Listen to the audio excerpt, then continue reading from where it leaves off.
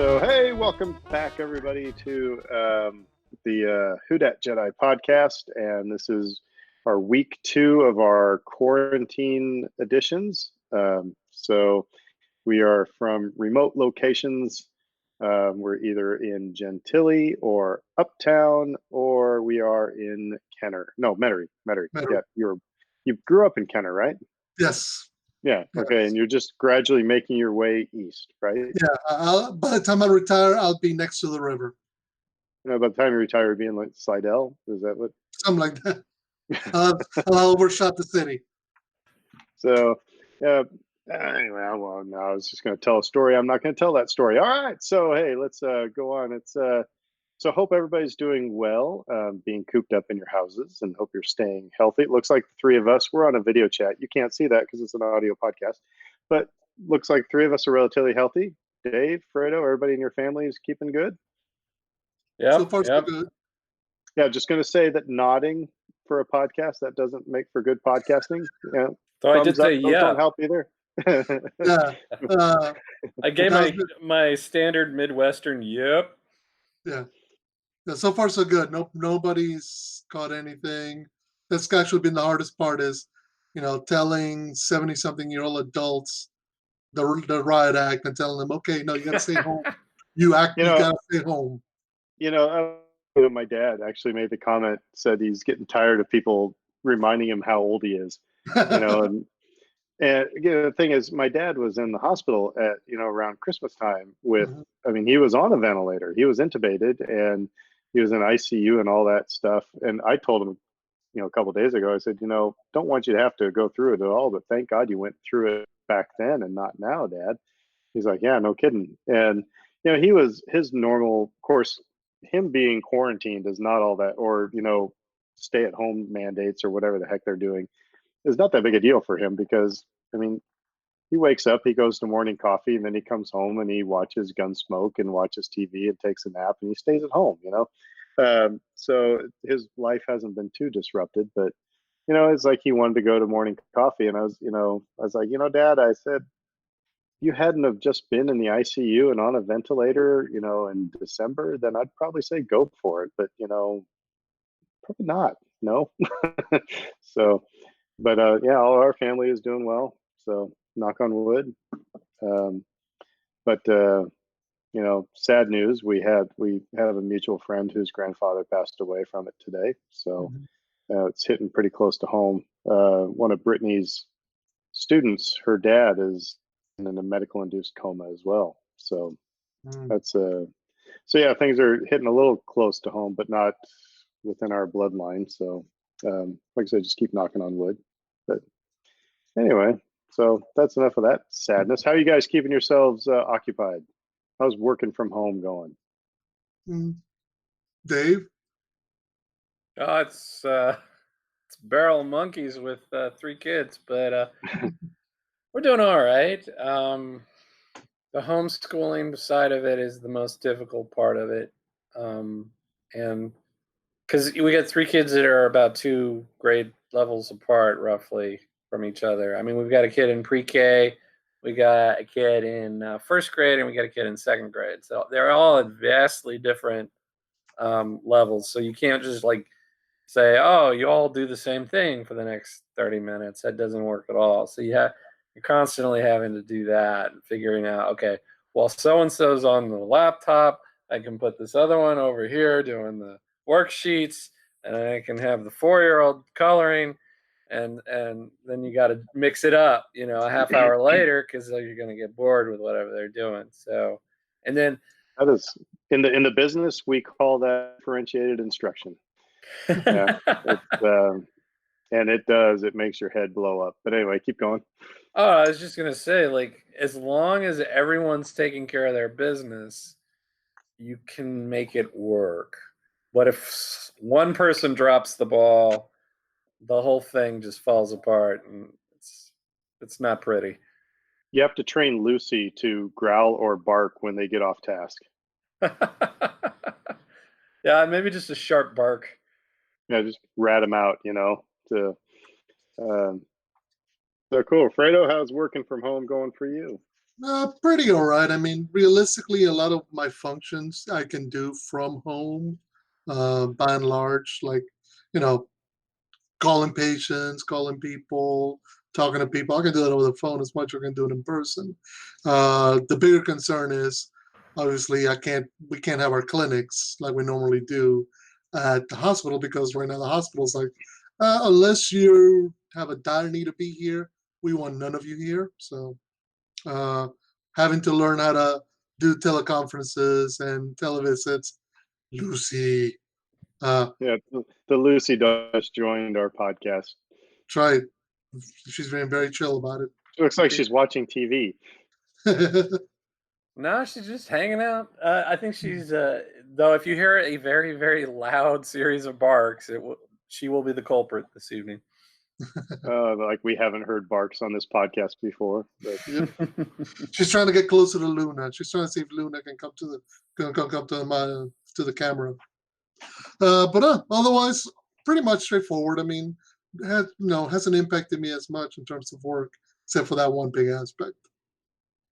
I ordered a standing desk today. It's going to be here on Monday, so they say, Mhm. because my shoulder and neck just were killing me. And I'm just like, I can't. If we're going to be here for a while, you know, so I moved a desk into my Star Wars room, and that's fine. It fits just fine, everything like that. But I just need to be able to stand and work because that's at my co-working place. I have a standing desk, um, and that helps. That helps. And I will recommend to everyone who is listening who's having to work from home, change your location like every 1 to 2 hours, even if it's moving to a different seat in the room that you're in. Go sit on the front porch, go, work in the kitchen. That helps. Um, actually, when I'm at my co-working place, I switch from sitting and standing every hour. And it helps go. It helps keep me energized. But working at home, yeah, you got to change locations. So, but that's not what this podcast is about. But so besides working home, what are you guys doing in the evenings? Because we live in New Orleans, where you go to bars and festivals and see your friends. So how are you, Dave? You guys had a snow cone party or snowball party yesterday. Yeah, we bought this snow cone machine for Harper's birthday, which is coming up. We're gonna have a birthday party, which has now been shelved or at least postponed. So we had this snow cone machine, and we're like, well, we should use it. So yeah, we've been every now and then. It's a special treat, The kids have a good day. We'll break out the snow cone machine and rock some snow cones. And if it's a bad day, they got to go in the backyard and pick up Lucy stuff. Something like that, yeah. But yeah, I mean, So, we were playing. Gosh, I'm reading the Ahsoka novel now. I read Which, that. It's not too bad. yeah, I thought it would be timely given where we are with Clone Wars. So, um, yeah, I'm really curious to see how that the novel ends and how her story ends in Clone Wars and how well it all meshes. Cool. Fredo, what are you doing to keep yourself from Uh, going nuts? Basically, just been playing a lot of video games. Trying to right now playing Doom Eternal, which came out last week. Which, if you played the Doom that came out 3 years ago and change, is so much fun. I mean, it's speed. It's you don't stop. You just keep going. Reload, shoot, and they even made it so it's even more visceral and more vicious.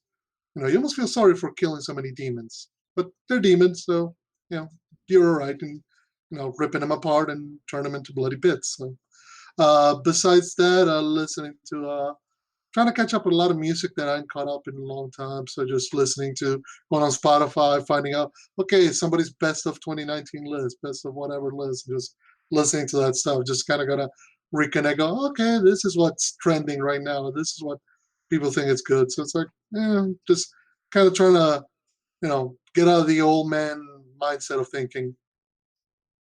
Yeah, I'm kind of excited. Tomorrow, the new Pearl Jam album drops. Hmm. So I'll be. I've heard one of their songs off of there, so I'm kind of interested in that. So Music right is a on. good thing for people right now too. Like it's easy to kind of lose sight of that. You're just busy working or busy dealing with your kids or whatever. Um, put some music on. It lightens the mood. It cheers you up. It makes you feel better. And the news is one trick pony right now. It's just the line that keeps coming in my head is the opening line from Sunday Bloody Sunday. I can't believe the news today. Can't Mhm. close my eyes and make it go away. So it's so yeah, I would agree. Put on music and do other things. So Yeah, I was gonna say one more thing I've been kind of doing is besides music is podcast.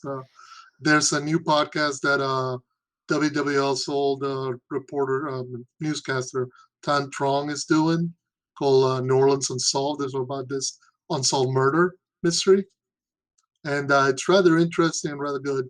Very serious topic, very serious material. Not for the whole family, but really well done.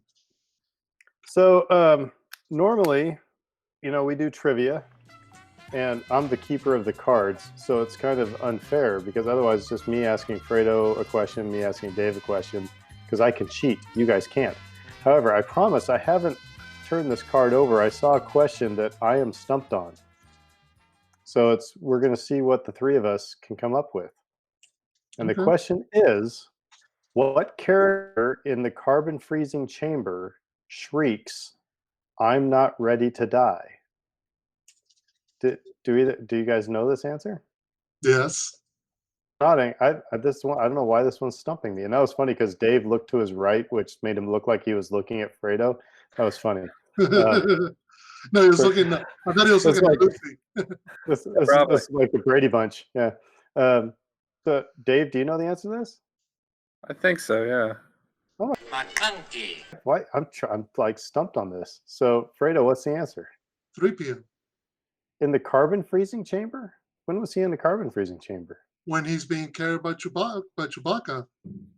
Remember when he starts throwing tantrum because they're gonna put Han Solo in, and they're gonna shoot at him. Well, He's like, okay.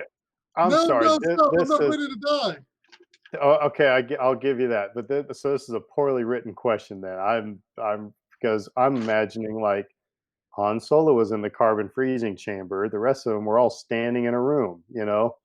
So that wasn't the poorly written question. All right. Well, but There were two characters that entered the actual chamber, right? Right. Luke Yeah. and Han. And neither then one of said course much. there's a Clone Wars episode where Anakin, Obi-Wan, Rex, and I think one other carbon freeze themselves so they can sneak through Yeah, like separatist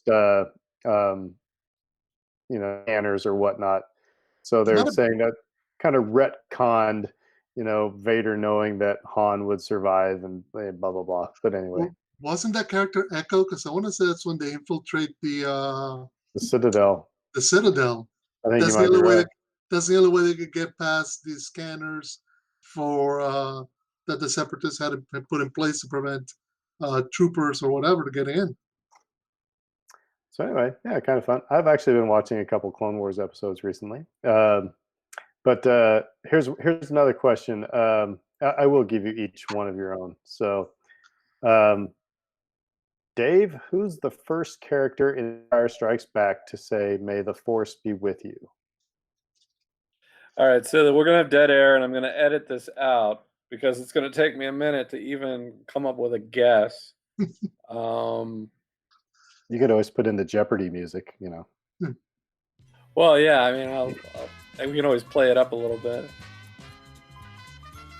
Play our theme music, so it's just there, Wow. I'm gonna say Luke Skywalker. It is Luke Skywalker. Very good. Because he says it when they're parting ways off of Hoth, I think. I believe so. Yeah. All right. Well, Fredo, let's see. Some of these are too easy. I can't give them to you. Come on. I'll totally take them. So Okay, well, we'll go with this. Man, these are all too easy. I'm sorry, but all too easy. But anyway, all right. Where does Uncle Owen tell Luke to have R2D2's memory erase? Where does he tell Wait, him to go? Where does he tell Luke to go to have R2D2's memory erased? it's not Tashi Station. I know that much because he doesn't want him wasting time with his friends. Uh, oh wow. Hmm. You're gonna have to edit all this data because I may not be able to come up with an answer here. What is it? It's Anchorhead. That's Driving right. to Anchorhead to get there. Yeah, Yeah. there's only 2 towns in Tatooine. Tatooine on that movie. So Well, um, well, no, because there's also Mos Espa, but we haven't met and seen that in well, a I'm new. saying in that movie. Right, right. Um, oh, and by the way, you guys, the great meme that showed yeah, a couple ago, I found was like, Darth Vader, practicing social distancing. He said pre-COVID forced choke, and shows him choking, Captain Antist. And then after COVID, he's choking the Imperial admiral on the Star Destroyer, but from like 6 feet away. And then the most recent one shows him, it said, and work from home force choke. And he's, when he chokes out Admiral Ozzel. That's funny. Yeah. So in a previous episode, we've talked about Screen Rant before, and I ranted on Screen Rant. I can't remember what that was all about, but anyway, but every now and again, things come across my feed, and this one was kind of interesting, and it was 10 canceled projects that were really promising. And on this list, we were talking about it beforehand, and there's some that's kind of a little misleading because they mentioned the Ryan trilogy, and that has not officially been erased, right? Oh, It's still possible that that's a go, right, Dave?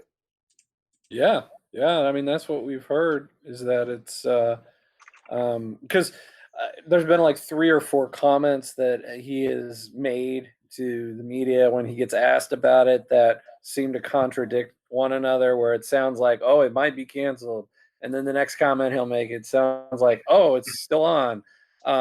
So until we get any kind of actual word from Lucasfilm, or one of the major trades reports on it, it's still technically out there as a possibility. Yeah, and so some other things on this list are very applicable to what we've been talking about on this podcast. For example, James Mangold's Boba Fett spinoff. There's supposed to be either a movie or one of the anthology standalones, or a maybe even the well, I guess it then shifted into a supposed to be a Mos Eisley movie, which would be kind of a Solo 2 / Boba Fett movie. But I think what ended up happening is it just became The Mandalorian, right? I mean, you can't really have a Boba Fett movie and The Mandalorian. People would just be confused, wouldn't they? Well, 3 of us Probably. wouldn't, but well, my like you said, dad would. well, here's the question: if it's a movie, you might be able to get away with it. I mean, Mangold has done the Wolverine. He did Logan. He just did Ford versus Ferrari. So he has ability to kind of blend styles and make something unique. Uh, but the question becomes, does Disney want to put out another project that's similar in nature Yeah. at the same time? And realistically, I mean, if it's a movie, you might get away with it because you can put, say, the Boba Fett movie in the summer, and then the Mandalorian comes out in the fall, and they're not competing against one another. So let's keep talking about Boba Fett, because another one on the list. We're not going through the whole list, but another one, and it's appropriate to what's going on in the Clone Wars right now. But it's the video game Star Wars 1313, Mm-hmm. which Yeah. there was a screen cap that came out that showed it was you were going to be able to play as Boba Fett. So you guys, this might be alley. What was that whole thing about? So Star Wars 1313 was a video game that was being developed by LucasArts. It was in the style similar to Uncharted, so it's action oriented. It wasn't going to be as heavily based on Jedi or Force powers, at least not at the start that we could see. The whole idea is you're playing the part of a kind of a smuggler that goes in deep into the underground, into the underlevels of Coruscant, and you get involved in the battle between the gangs there. Lucasfilms actually, I'm sorry, Lucasfilms, LucasArts had actually taken it to a pretty good level of development, and then it was close to being completed, but it happened right around that time that Disney bought everything under the Lucas banner, shut down LucasArts, and just canceled the project entirely. So the only thing that's out there has been, there were a couple of videos that were released ahead of E3, whatever that year was, but that was it. Yeah, that was the biggest casualty, I'd say, or at least the most famous casualty of the Disney merger. That's true. And the whole title 1313 is, there's also a reference in the most recent episode of Clone Wars that just came out last week, and it's because Ahsoka lands in level 1313 of Coruscant, which is way down below the surface, and it's kind of the quote unquote underworld of Coruscant. So yeah, that was kind of interesting. Skip over a couple other ones because it's kind of old news. Let's keep with video games because you guys are big gamers. Knights of the Old Republic 3. Did you know that was supposed to be a thing? Yeah. Basically, what happened is start of what was it, 2000, maybe in 2004 to 2000 Christmas Early 2004. aughts. Yeah, when you got Knights of the Old Republic 2 that came out, and that one ends on a cliffhanger, and you're like, well, wait a minute, what happened? And then you're expecting a Knights of the Old Republic 3, but what ends up happening there is basically Lucas Art made a deal with BioWare, which is the video game publishing company, and they developed an MMORPG similar in the vein of World of Warcraft. This one called The Old Republic. So basically, they shifted all their story and all the production to an MMORPG, which you pay a subscription fee, you design your character, you play against other people. It's fun, but it's not the story-driven element that the first two games had. I don't know. I kind of laughed because you were talking about how there was two. There's Knights of the Republic 1 and 2, and you're expecting a third, and it never happened. It's kind of like National Treasure. Anyway, Yeah.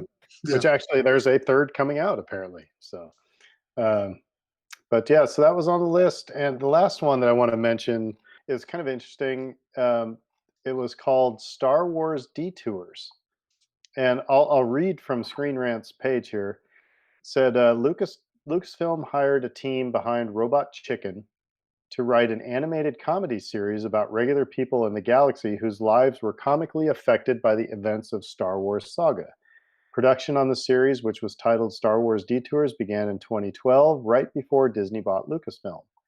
39 episodes were finished and ready to air, with another 62 scripts already written.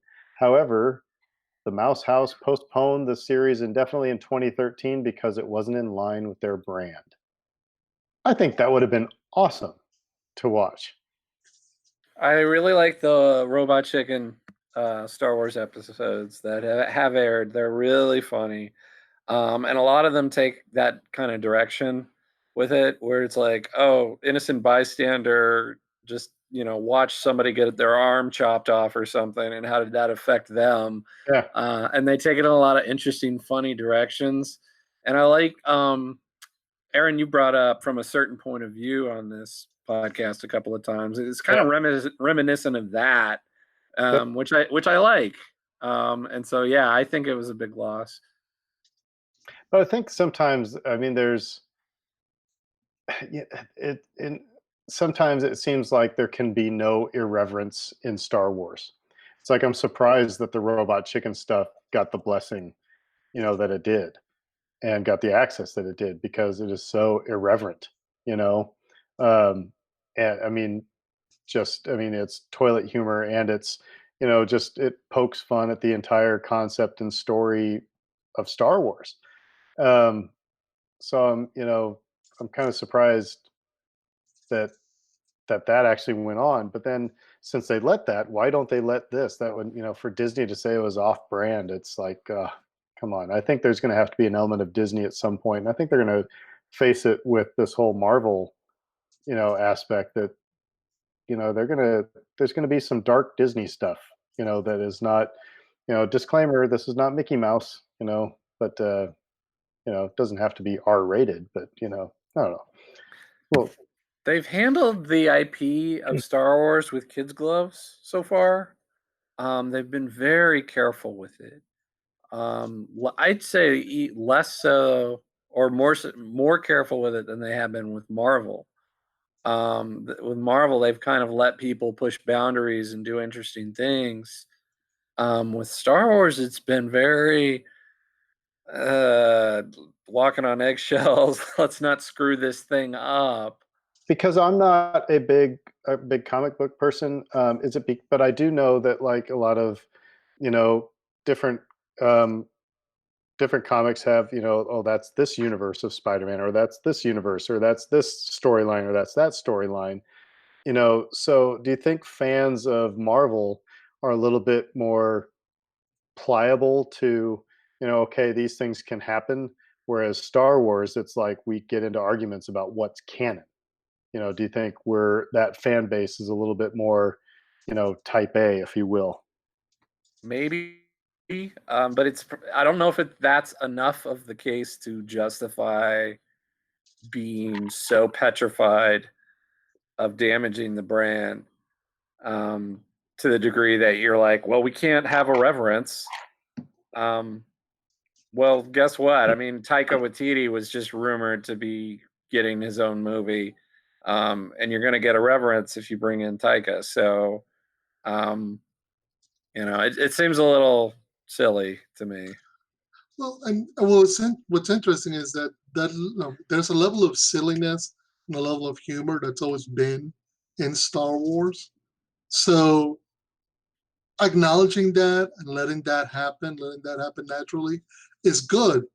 But I think because it's almost like there's a ton of pressure that they felt that they have to get each step right, and it's almost like it's backfired on them. Because instead of creating a dynamic where everybody's on the same page, or where they're allowing something silly to happen, they're kind of trying to course correct midstream. So that's why you end up with, oh, we're going to take Solo away from Lord and Miller. Oh, we can't do this. We got to correct what Rian Johnson did here and move it there. And it's almost like, it's fine if you make a mistake, as long as you have an intention and a goal in mind. And sometimes I think they're so afraid of making any mistake that all they can do is make one. They almost set themselves up to fail. Yeah, I think that's fair. That's a good point. So, well, anyway, like I said, so you can go on Screen Rant and find that. Just do a search for Star Wars, and you'll, eventually find the list. But just kind of, there's other things on there that you can see what you think.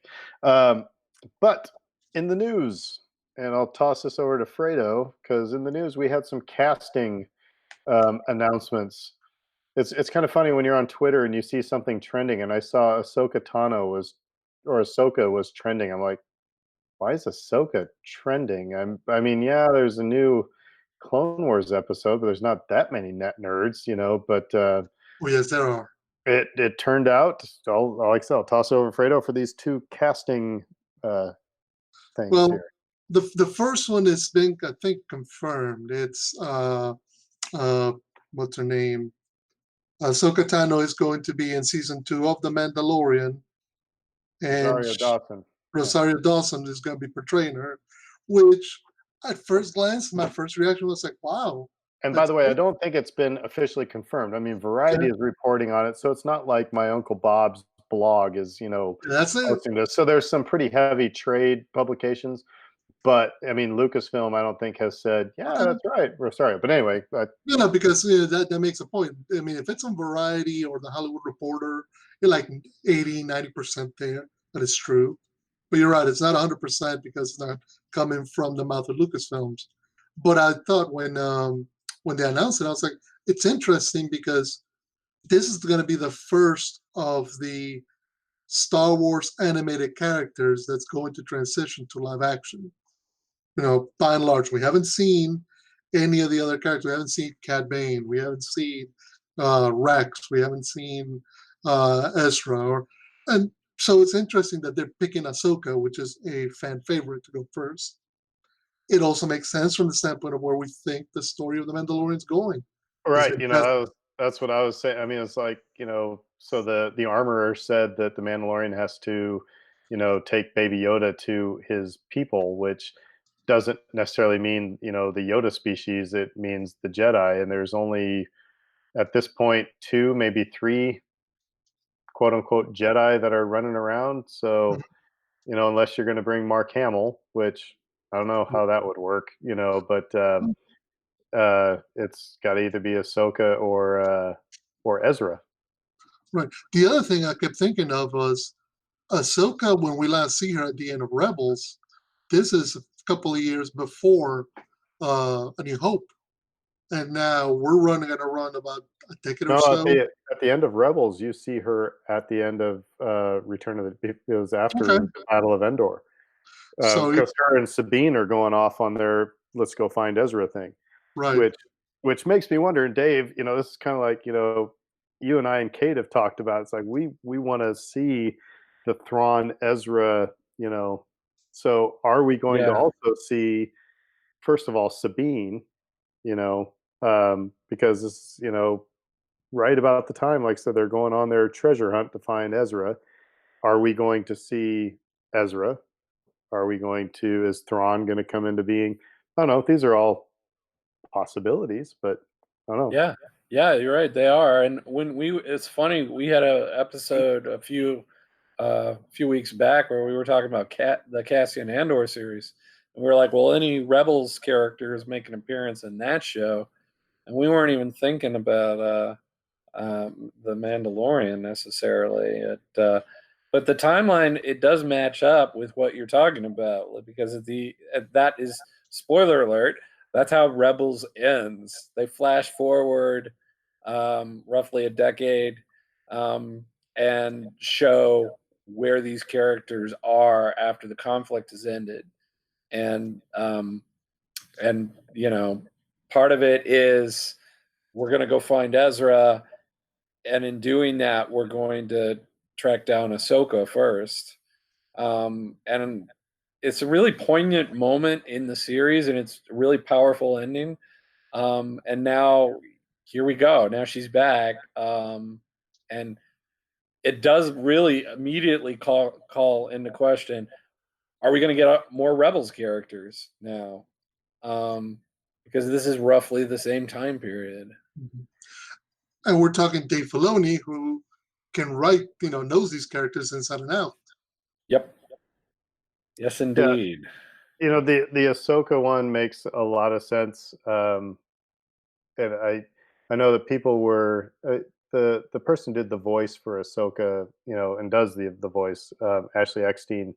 People are really bummed that she didn't get cast. But when you look at a picture of Rosario Dawson and look at a picture of Ahsoka Tano, it's like it's almost like Rosario Dawson was used as a model. I mean, just facial structure, and even her voice. I think she'll be able to get real close to what we know Ahsoka's voice to be. But of course, it'll also be an older Ahsoka, so all of our voices drop, in timbre. But anyway, no, I thought it was an exciting casting thing. It'll be interesting to see what happens. So, Fredo, I remembered there being. I'm sorry. I was just going to say. No, a year ago, maybe it was even earlier than that. I remember there being like this fan push for Rosario Dawson in the role, and I remember people defending Ashley, and so there was like Rosario versus Ashley debates going on at that point, and it was just like at that point, just like a rumor or something the fans had started. So it's fascinating that this last fall they would have been filming this stuff with her, presumably. If they're announcing it now, I mean, they're not announcing it, but if it's being reported now for season 2, they filmed season 2 Right. already. So it's interesting to think, like, did somebody catch wind of that happening early and decided to float it, see what the fans would think? I don't know, but it's been around for a while. I just wanted to make that point, Yeah, that yeah, this yeah. could happen.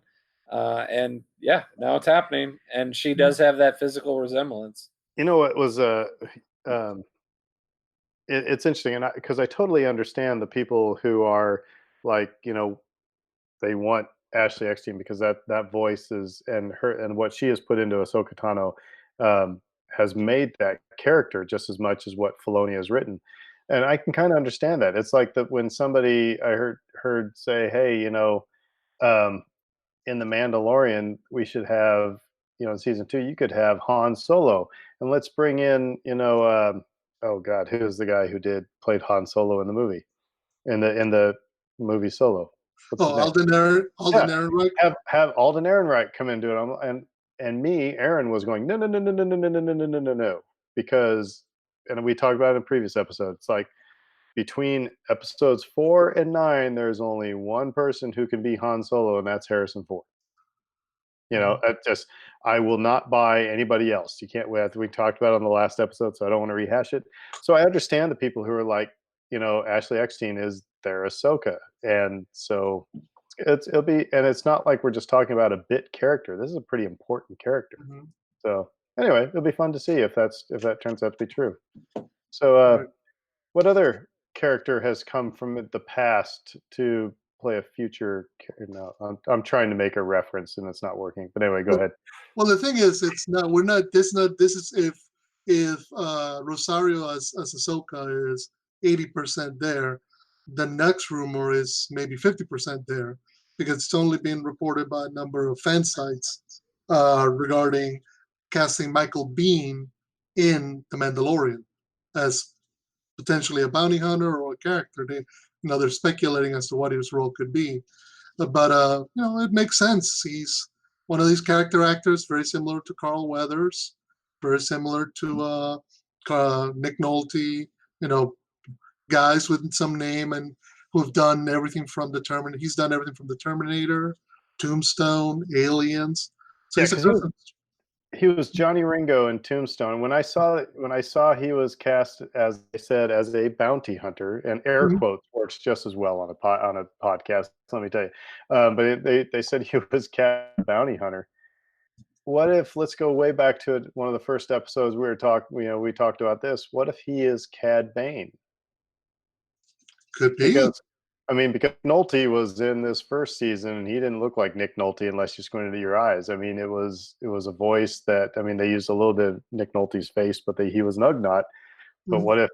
what if you got, because man, yeah, everybody's been touting him about in Terminator, but he was a cool cat in Tombstone, as Mhm. Johnny Ringo. And I could see that transferring to Cad Bane, and using some digital, trickery to make the face. I don't know. What do you think? I'm just speculating, just spitballing. That's what these Aaron, are you're for. raising my expectations. Yeah. Oh, did I get you a little giddy there, Dave? Yeah, well, season 2, there are all these casting rumors and reports that are just exciting, and so I try not to raise my expectations too much. But yeah, that would be amazing. Um, any kind of major character like that, and in my mind, he is a major character. I know he wasn't in the movies. Um, but that would be tremendous to see somebody like that. We know Bosk is going to appear because Bosk has to appear. Um, we now have Ahsoka. Who are the others? Wasn't there another character actor that had been announced? I don't know. I'll have to go look that up now. I know they said that Bill Burr is coming back for season 2. So, after we left him trapped in that cell at the end of episode 5 or 6, maybe 6, he's coming back. So it's interesting. Sorry, this is on a tangent because as we're talking about the Mandalorian, Resistance broadcast, the other podcast that listened to, one of their guys, they were talking about who, if you were forced to, the question he had to answer was, if you were forced to, which would you kill, Chewbacca or Baby Yoda?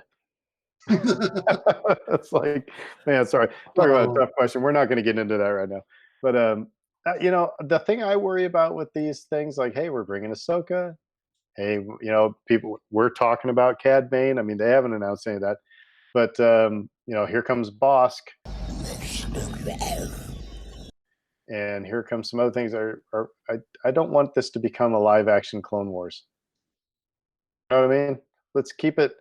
Let's, The Mandalorian was great, because it was familiar yet new, and I don't want it to become, the new Scooby-Doo episodes where they're with, Batman and Robin, or the Harlem Globetrotters. Rest in peace, Curly Neal. But So let me stop you real quick, because I did just look. Deadline confirmed that Michael Biehn has joined. So let's move that rumor from 50% to the same 80-90% we're giving Ahsoka Tano. So it seems like Michael Biehn is going to be in Mandalorian season 2. right on. There you have it. There you have it.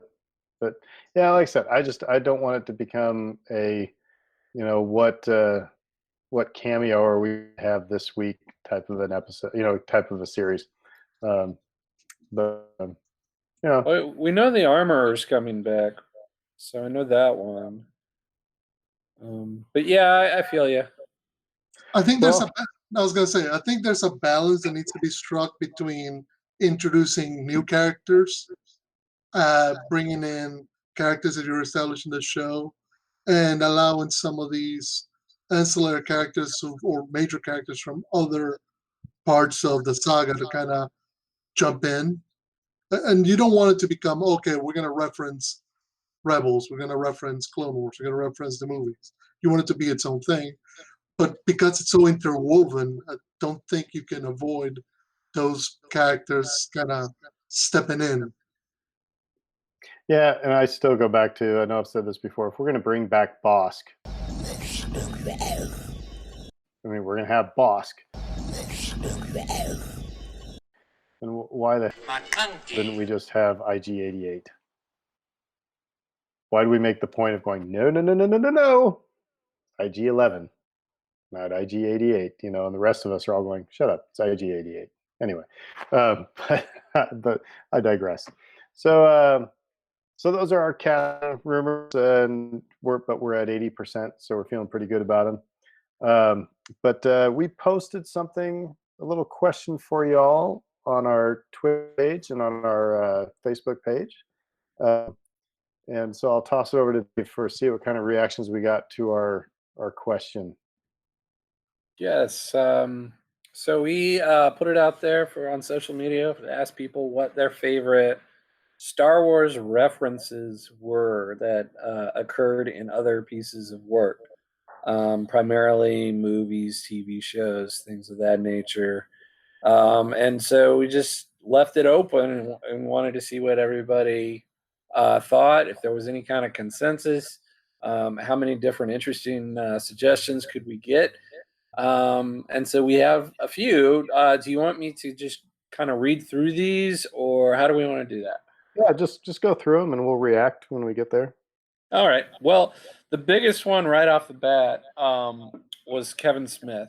And we've talked about doing an entire episode on Kevin Smith at some point, just because he's such a big Star Wars fan, and so many of his works reference the movies so deeply. Jay and Silent Bob, I think the first one was the movie that came up a couple of times for folks, with good old Cockknocker Mark Hamill himself in the villain role at the end of the movie. And that's one that I'll always adore. Don't F with the Jedi Master, son. It's one of the best lines to ever come out. And I censored myself, but to hear Mark Hamill Skywalker say that was just like, yes. Now, and then a few moments later, when Silent Bob cuts off his hand and he just deadpan looks at the camera and goes, "Not again." Yeah. But obviously, Kevin Smith has leaned into Star Wars since his first movie. Mhm. And I think for people of our age, that's a seminal moment of watching Clerks, because that just landed for a lot of us at the exact right moment. We were the same age as those characters in that movie, trying to make ends meet and a crappy job. Now, here's my thing with why I think the Clerks reference and their whole conversation about, the stormtroopers getting blown up on the second Death Star, how they're independent contractors and stuff like that, Empire had the better ending. I mean, Luke gets his hand cut off, finds out Vader's his father, hand gets frozen and taken away by Boba Fett. It ends on such a down note. I mean, that's what life is, a series of down endings. That conversation is a conversation that you had with your friends over beers. That's the conversations we have now. It was just a very organic, conversation. The rest of the Kevin Smith movies, it's like, all right, I got to put in a Star Wars reference. It's like I've been in a band before. I know that it's like at a certain point of the show, you got to say this joke. You've got to have this, song because it's expected now. And so the rest of them, while I enjoyed them, they didn't land as well as that one. See, I would disagree only in defending the one big reference in Chasing Amy, which is when "I'm Jedi" is the most insulting installment, Yeah, that one. Yes, I will give you that one. Well, the reason because it's at a comic book convention. It's a convention of Star Wars nerds and comic book nerds coming together. So of course they would take that not just seriously, but to like the 10th degree. They go through the roof speaking about Star Wars and other kinds of geek stuff.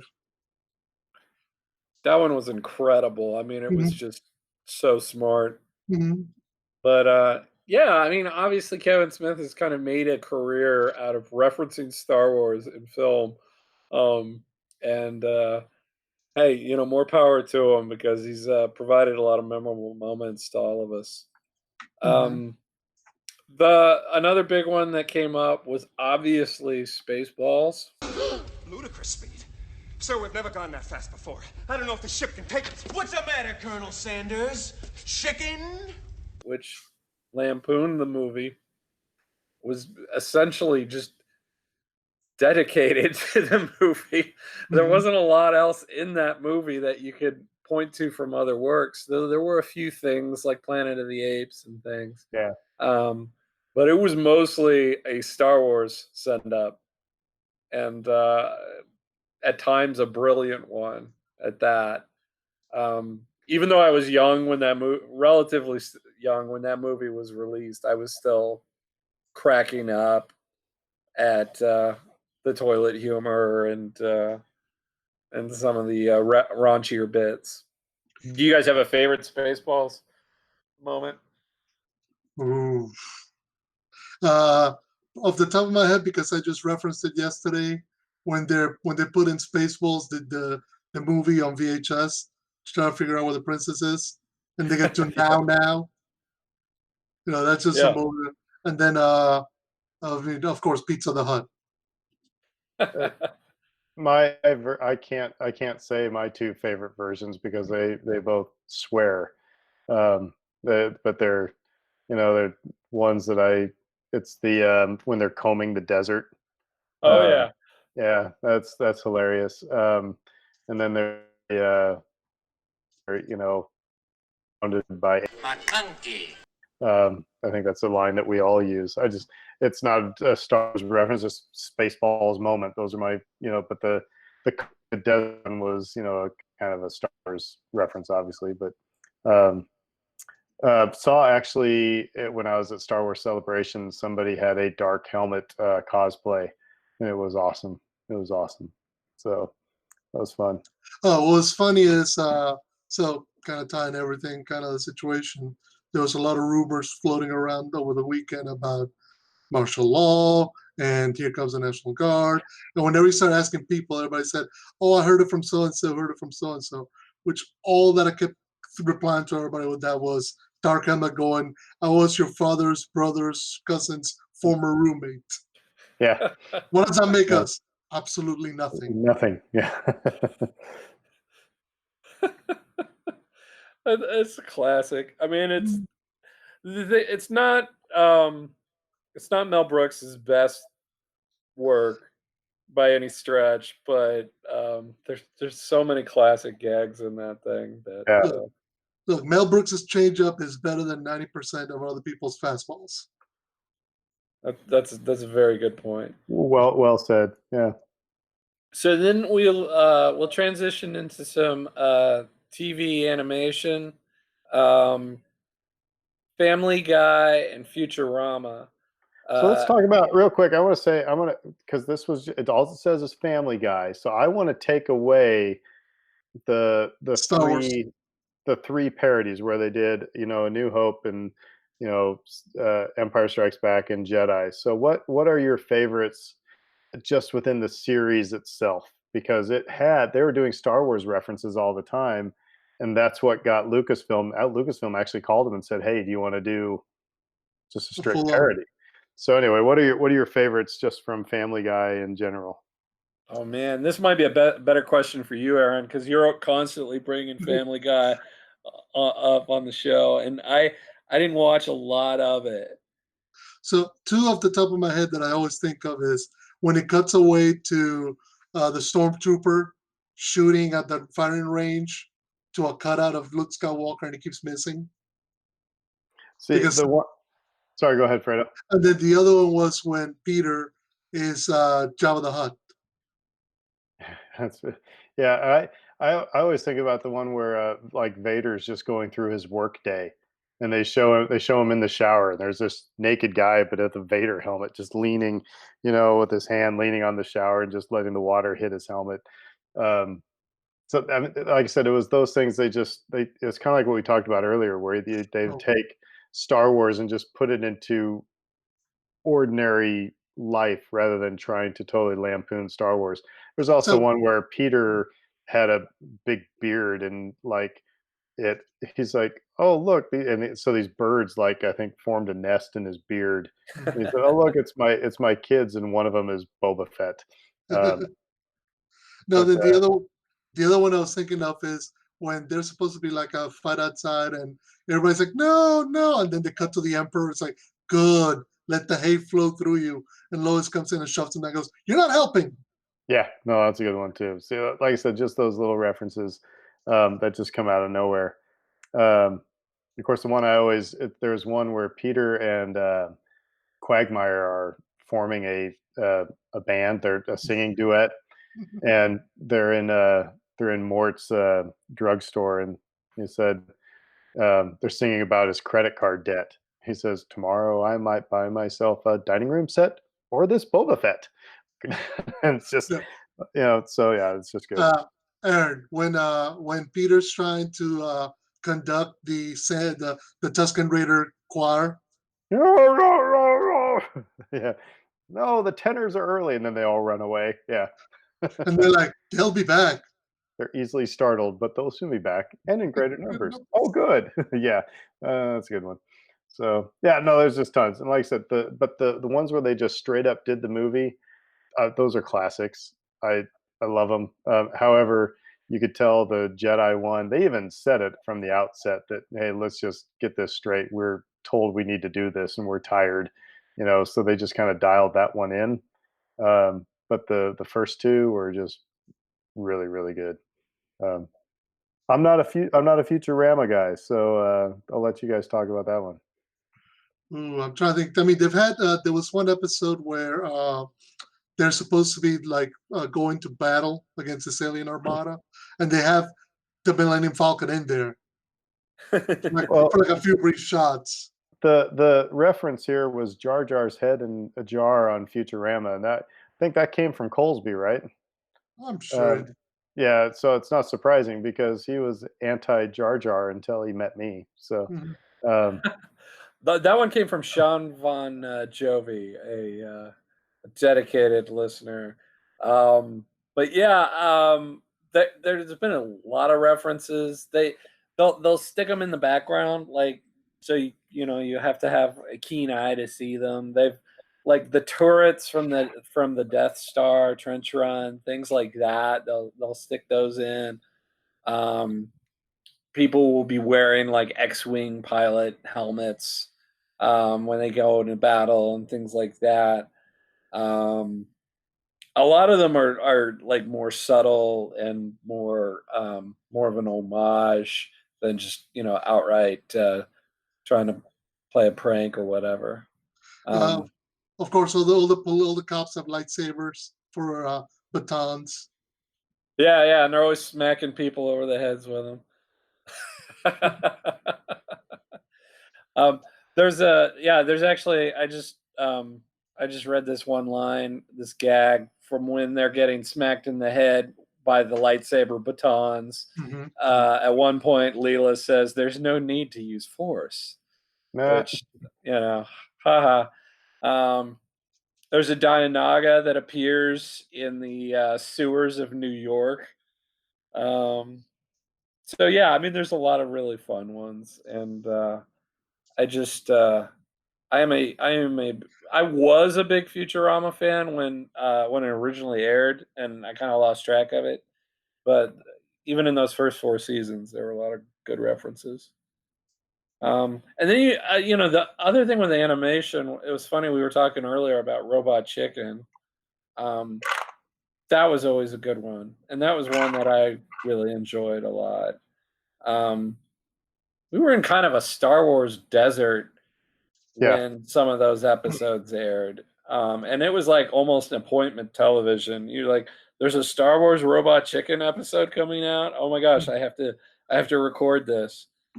Well, my favorite is still the one where the Emperor takes a phone call from Darth Vader, where he's been doing laps around. You have to let go. it does smell like leathery burnt bacon. Oh, he's crying. Yeah, it was awesome. What the heck's a aluminum falcon? So what's next on our list there? Actually, I know what's next on our list, and I remember when this reference came out. This was a big one. It was like a zeitgeist moment. Slave Leia in Friends. Oh, Yeah. That's just, I just love that line where he's like, I'm talking about a certain Star Wars fantasy, and Chandler goes, Princess Leia in the gold bikini.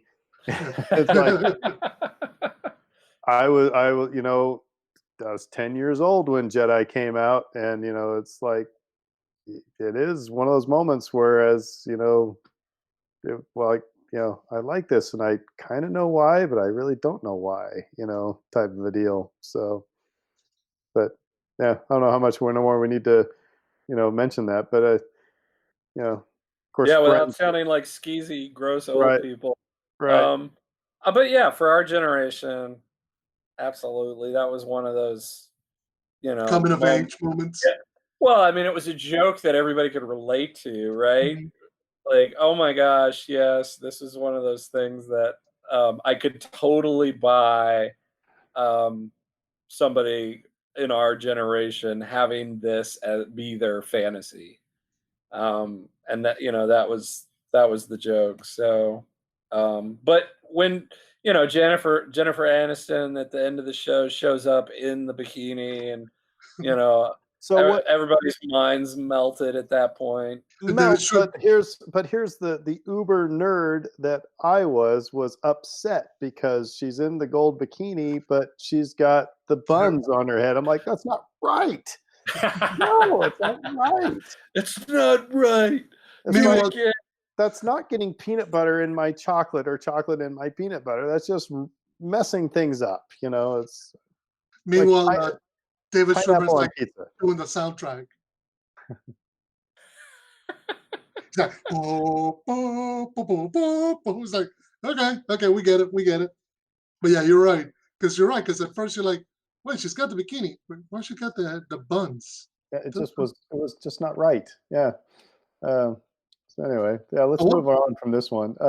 Next one was what's the next one, Dave? Toy Story 2. oh yes.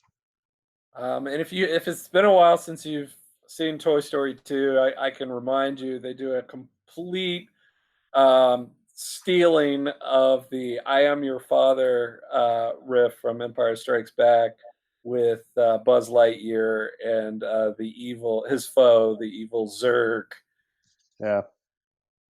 and Yeah. it's very humorously done. And if you haven't seen Toy Story 2 in a while, you can go back and check it out. And can I say here, so on one that was not somebody didn't mention, but it kind of, that "I am your father" thing, you know, is riffed in a lot of places. And one of the best references I loved in Tommy Boy when he was, speaking into the fan. That's we all did that as kids. It's like, hey, I can make a Darth Vader voice by, speaking into the fan in a deep voice. And there was, Tommy Boy, "Luke, I am your father," which is not the right line, but yeah, I thought that was good. So, yeah, Toy Story 2. Anything Yep. more to say about that one? I always kind of laugh at the end of the kind of payoff when that Buzz Lightyear is playing catch. It's like, I'm playing catch with my dad. And so it's like, that's my boy. Because I just kept thinking, that would have been a weird way to end that pie. Well, And it's Robot yeah. Chicken kind of hit on that one with Vader and Luke doing all these father-son things. Yeah, it was Mhm.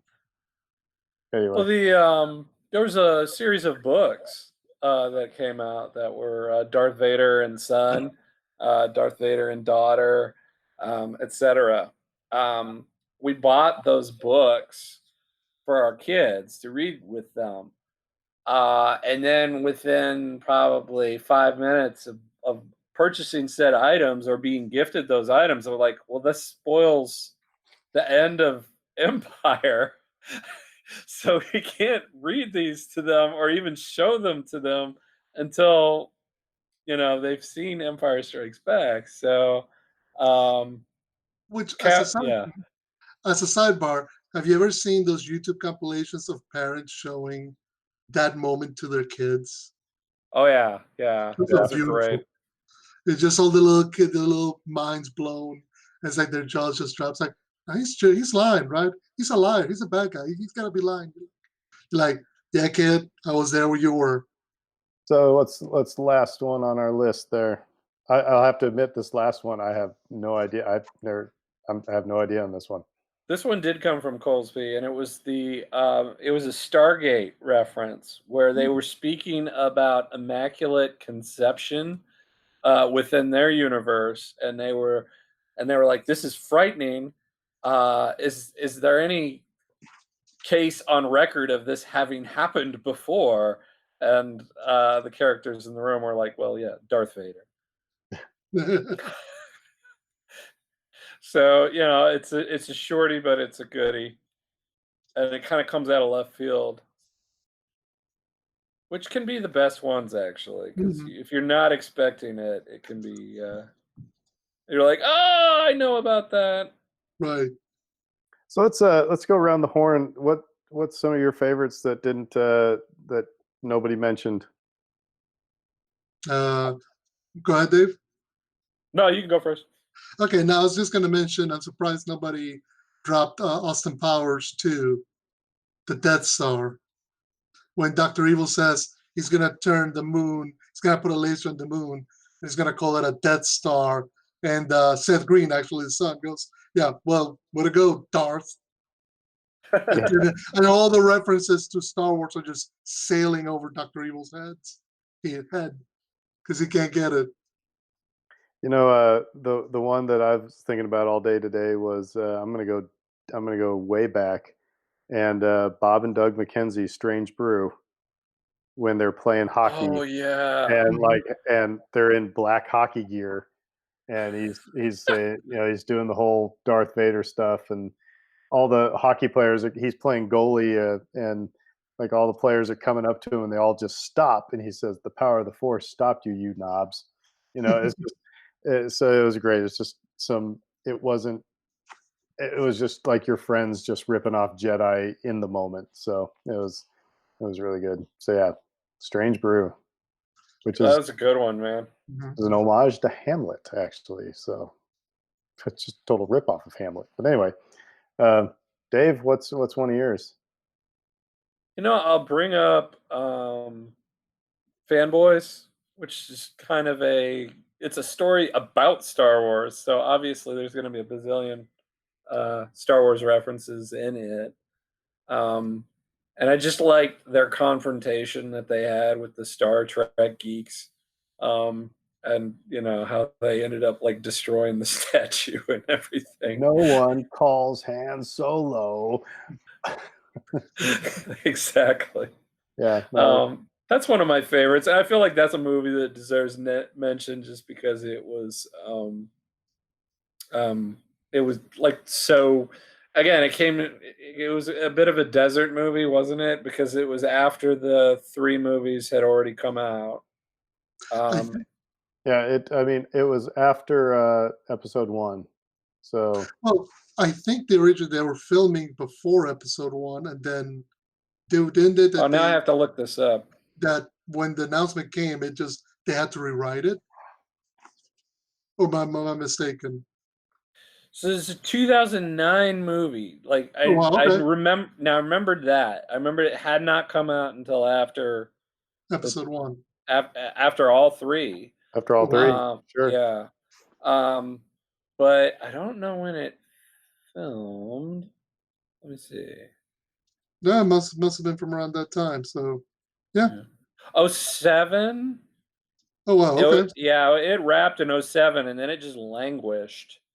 Because it went through a bunch of rights problems, and then they recut the movie a couple of times. Yeah, so it had a troubled production, but I remember when it finally came out and I was able to watch it. I really enjoyed it. Another one I can't believe nobody mentioned was The Simpsons.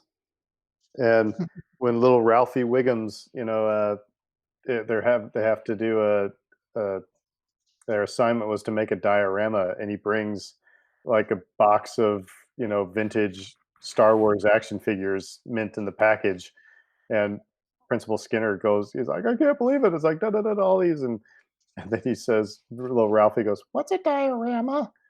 So anyway, but then when he's running home and he like trips and falls, and like the package gets bent, he goes, "You bent my Wookiee." Yeah. Yep. So That's a famous line at this point. Back to the Future. Of course. When he goes back in time and he's trying to convince his father to help him, he's like, "My I'm name done. is my name is Darth Vader. I'm an extraterrestrial from Vulcan." yeah, he's playing Van Halen. Yeah. And it's one of those things that's really kind of interesting because my wife teaches English, and she's it's several years back she was talking about um, just the word escapes me now. But anyway, she was showing different pictures, and about uh,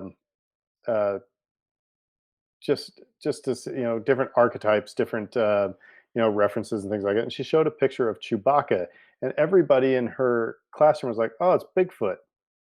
And she was just like, "Yeah, afraid you should see Fredo's face." But I mean, she was like, she couldn't believe it that these kids, even if you haven't seen, like I haven't seen certain movies, but I still understand the references. Mhm. And Star Wars is one of those that how do you not, even if you don't like Star Wars, never seen a movie, how do you not know the reference of, how do you not know like Chewbacca? How do you not know, the I am your father reference? How do you not know, some of these things that have just become part of the, just Culture. just our culture? Yeah. Mhm. And that's what we're talking about. And that's why these things fit so well. And, Big Bang Theory has tons of these references. I love how they have Bob Newhart as, Obi-Wan Kenobi Force Ghost. That's fun. But yeah, any other references that we're missing? There's one in Captain America: Civil War. I don't know if that's one of the ones you've seen, Aaron, because I don't want to spoil it for you. Oh, it's okay. No, I'm seriously. I don't want to spoil it for you. Have you seen that one?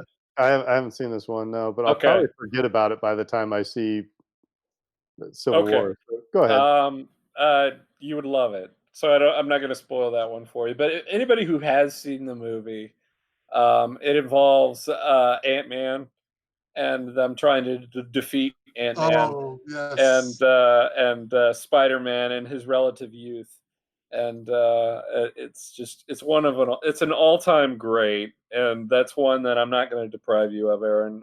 We're going to make you sit down and watch Civil War, and then Captain America: Winter Soldier too. That's another one where he gets a list of movies that he's supposed to check out. He has, because the character's been frozen on ice for since World War II. He gets thawed, and so everybody he encounters tells him, well, you've got to watch this, or you got to do this, or you got to listen to that. And so like he has this little notebook, and he opens the notebook, and you can see this list that he's keeping, and Star Wars and Empire Strikes Back, etc., are in there. And I mean, Guardians of the Galaxy is just a straight up, homage to Star Wars. Yeah. The MCU in general, there are some things in there. Guardians, like you said, is, it's interesting, and that's one that we've bothered Aaron about maybe sitting down and watching, because it's Guardians of the Galaxy. Yeah, first but one. you've seen that one, right? Yeah. Okay. I'm not totally lame. I'm just only a little bit lame. But that one was it's interesting because it was actually, the comic predated Star Wars. Mm-hmm. The source material actually predates Star Wars. So like from a certain point of view, yeah, Star Wars is riffing off of Guardians of the Galaxy.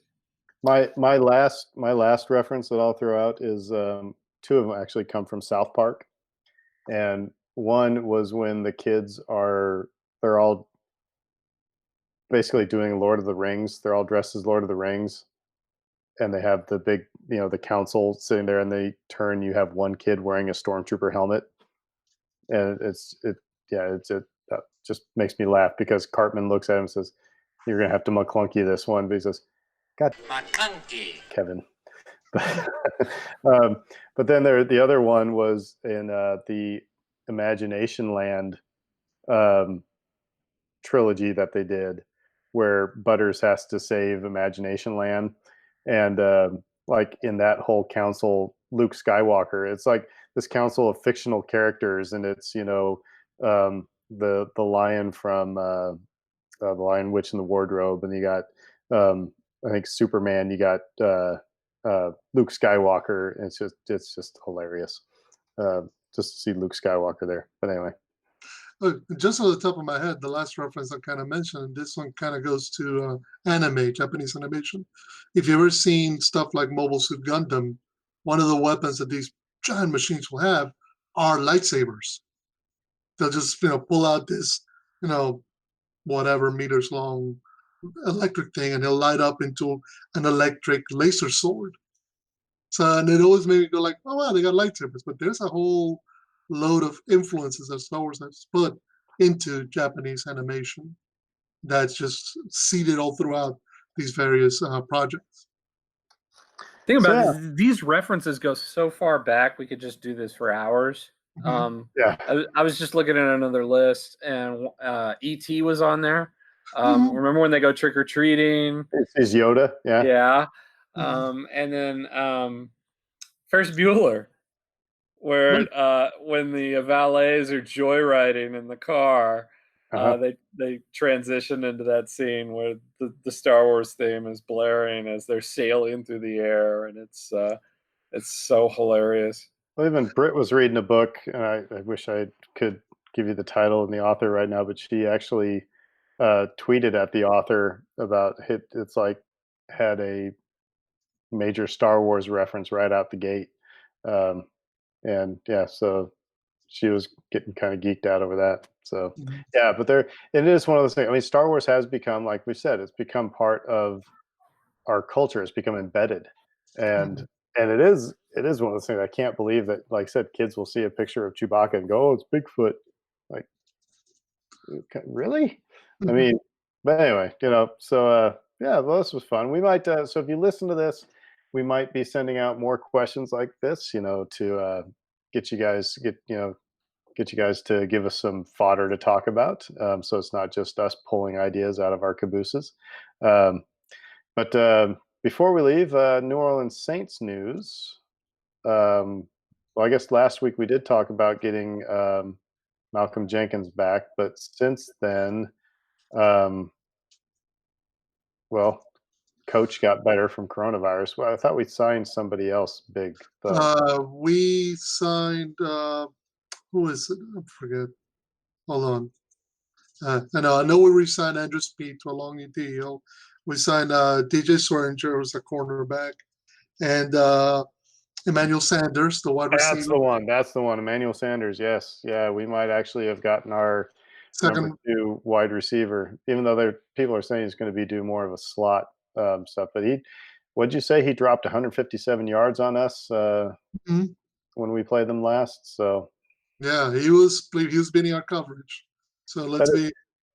that is assuming that the NFL season is going on, as normal. So Yeah, I kind of think it's not. Oh, my mind said is they might, but nobody might be there to see it. It might be a TV only dynamic. I think they're gonna force it, and then they'll get through like 2, 3 weeks, and then it'll be, oh, we can't do this anymore. Sorry. We're not making money. Well, no, I mean that's a they'll long no ways they'll away too. they'll Yeah. still be making money. It's the they won't be able to justify it. But yeah, we'll be hopeful. I mean, the Saints are built to win now, which is like the worst possible situation to be in if the Right. season has to be canceled. Yeah. But yeah, who knows? Who knows what'll happen? So anyway, all right, cool. Anything else we want to say? Anything we're geeking out over? I mentioned the podcast. Did I mention the podcast that I listened to today? No, Mm, you didn't. Yeah, I found somebody hit me to a new podcast. It's called The Boring Stuff, I think is what it's called. Let me look real quick. Um, yeah, no, The Boring Talks. The Boring Talks from BBC Radio, and it's what people basically really boring sounding topics, and it's like little 17 to 20-minute episodes of making it really fascinating. For example, one I listened to today was on pencils. hmm. Yes, it was on pencils. Another one was on the difference in swearing between English and Hindi. Um, and that was really kind of fascinating. Um, with some other ones, we talked about the sounds of computer games loading. This guy is just like the aesthetics of, the chunk of a cassette, or, when you fired up your Commodore 64 and things like that. And it's, so yeah, I love especially in that this. one too because like I love the mini video game consoles. Like I'm obsessed with those things, and but a lot of people don't like them, and they don't like emulation, and they don't like modern ways of playing games because it doesn't give you that same aesthetic feel You're where not you have dropping a quarter in something, you're not pushing in a right. cartridge. Yeah. You're not pushing that cartridge into that slot and hitting power, and yeah, So it's different. this podcast though, especially in this, day and age when, like I said, the news is what the news is, it's great podcast to have on the background to make you just focus on really mundane things and finding beauty in the mundane. So I thought it was really interesting. So yeah, check it out. The Boring Talks. Yeah. And then just right quick, since you mentioned video games, I just told you guys. Apparently, so we're gonna get Episode 1 Racer, the old N64 game. It's gonna come to the PlayStation 4 and the Nintendo Switch. And apparently, also Jedi Knight, Jedi Academy is coming to the Nintendo Switch. So If you like Star Wars video games, well, you got a couple ones coming pretty soon. So that's what Fredo will be geeking out over soon. Well, yeah, because right now it's all about Tiger King. Well, I think we'll do a episode on video games soon, and a lot of that talk will probably be old school, at least for me and Aaron. But You know, I gotta go finish up Jedi Fallen Order first before we have it, because I can tell you what it's like. Yeah, Look it'll be forward to old. it. It'll be old school for me. I'm talking, the 8-bit Star Wars game. That was just the white lines and the TIE fighter every now and again. So you remember the big thing that you sat in at Showbiz yeah. Pizza or whatever. Yeah. So Oh yeah, they've re-released that. Have you seen these arcade cabinets? The Yep. what are they? What are those things called? Oh my gosh! But they have No. the micro-sized cabinets. Yeah, I've talked myself out of buying one. Yes. Because they're like $300, and so it's like more affordable than buying an actual cabinet, which would run you like $1,000 or $2. But there's a market for these things now. People are playing them, Yep, and there's a Star Wars one.